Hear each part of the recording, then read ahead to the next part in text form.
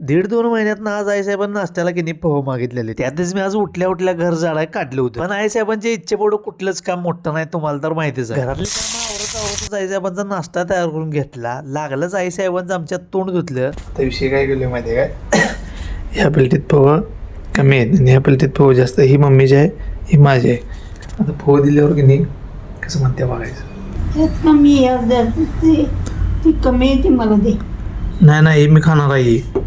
बारीक मध्ये जरा जरी काही गडबड असली आईसाहेबांच्या डोसक्यात लगेच गोष्ट येते. त्यामुळे राणी सरकारांच्या पुढे खोटं बोलायचा प्रश्नच येत नाही. वाद घालायच्या ऐवजी मी आपलं 2 घास खाल्लं आणि माझ्या कामाला लागलो बघा. बिनकामाच निघाला सगळा पसारा एका पोत्यात भरला आणि आता म्हटलं पहिला झाडायचं आणि लागलंच परत सगळ्या फरशा आपल्या पुसून घ्यायच्या. माझ्यापर्यंत मी सगळी कामं उरकायचा प्रयत्न कराल तोच तेवढ्यात आमचा रावल्या आला आणि म्हणला आता पवा जायला लागते. चालते की भावा म्हटलं आणि 0 मिनिटात रावल्याच्या गाडीवर बसून की नाही निघालो. तेवढ्यात आमच्या महिन्याच्या गाडीतली तेल संपलं. त्याच्या गाडीला पहिल्या पंपावर सोडला आणि म्हटलं आम्ही पुढे जातो, तो आपला डायरेक्ट हिरीवरच येईल. आम्ही जाऊन नुसताच हिरीवर टिकतो की नाही तेवढ्यात मागणं महिने भेटत झाला. आल्या अर्धा पाऊण तास म्हणजे मन सोक्त गरगरीत पोहून घेतलं बघा.